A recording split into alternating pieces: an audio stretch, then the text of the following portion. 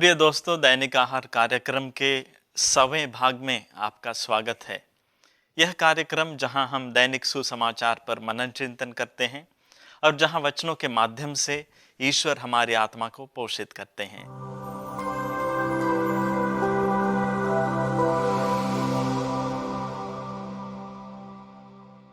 कल के सुसमाचार मत्ती 6:5-6 में हमने सुना, ढोंगियों की तरह प्रार्थना नहीं करो।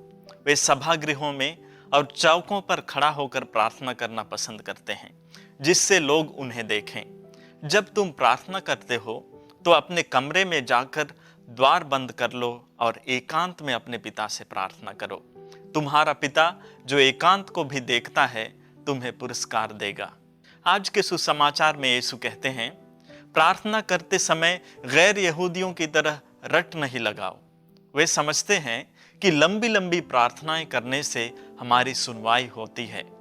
उनके समान नहीं बनो, क्योंकि तुम्हारे मांगने से पहले ही तुम्हारा पिता जानता है कि तुम्हें किन किन चीजों की जरूरत है।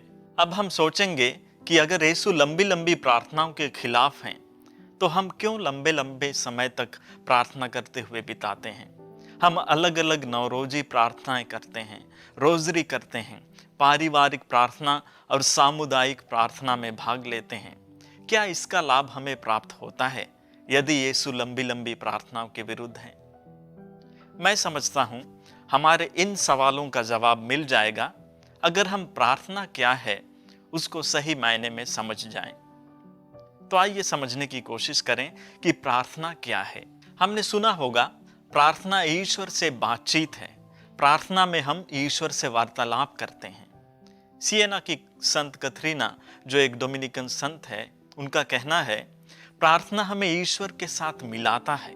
प्रार्थना में ईश्वर के साथ हमारा मिलन हो जाता है। प्रार्थना यीशु के साथ हमारे दिल से दिल का रिश्ता है, जिसके द्वारा यीशु हमारे साथ एक हो जाना चाहते हैं। इसी तरह से कई संतों की जीवनी को जब हम देखते हैं तो हमें पता चलता है कि उन्होंने प्रार्थना को ईश्वर के साथ प्रेम संबंध के रूप में देखा है। हमारे संपूर्ण ख्रीस्ती परंपरा में भी हमें इसी की पुष्टि मिलती है। अतः प्रार्थना ईश्वर के साथ एक प्रेम संबंध है। प्रार्थना करने का मतलब है हम ईश्वर से प्यार करते हैं। बालक यीशु की संत तेरेसा कहती हैं, प्रार्थना मेरे लिए हृदय की अभिलाषा है। वह स्वर्ग की ओर एक सामान्य दृष्टि है। संघर्ष और आनंद दोनों को अपनाते हुए पहचान और प्यार के लिए वह एक आवाज है। प्रार्थना का मतलब संत तेरेसा के लिए ईश्वर को निहारते रहना है। अतः प्रार्थना, हम कह सकते हैं, ईश्वर और मनुष्य के बीच की प्रेम कहानी है। हम जानते हैं, जब आप प्यार में होते हैं तो बिना कहे ही आंखों से बहुत कुछ कह जाते हैं।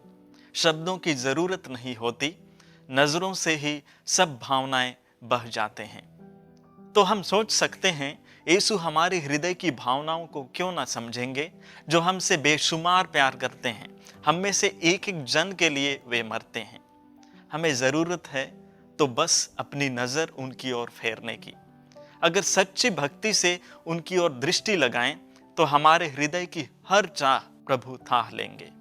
अतः आज के सुसमाचार में जो प्रभु कह रहे हैं, उसका अर्थ यह है कि प्रार्थना में हम कितने सारे शब्द प्रयोग करते हैं वह मायने नहीं रखता, लेकिन प्रार्थना सच्ची होने के लिए हमारा हृदय उनके साथ जुड़ा होना चाहिए। उनके साथ हमारा दिल से दिल का रिश्ता होना चाहिए।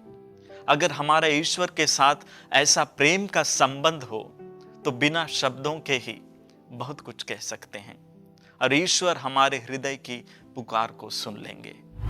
प्रिय दर्शकों, दैनिक आहार कार्यक्रम को 100 एपिसोड तक पहुंचाने के लिए आपके प्यार और प्रोत्साहन के लिए डोमिनिकन मीडिया मिशन की ओर से बहुत बहुत धन्यवाद।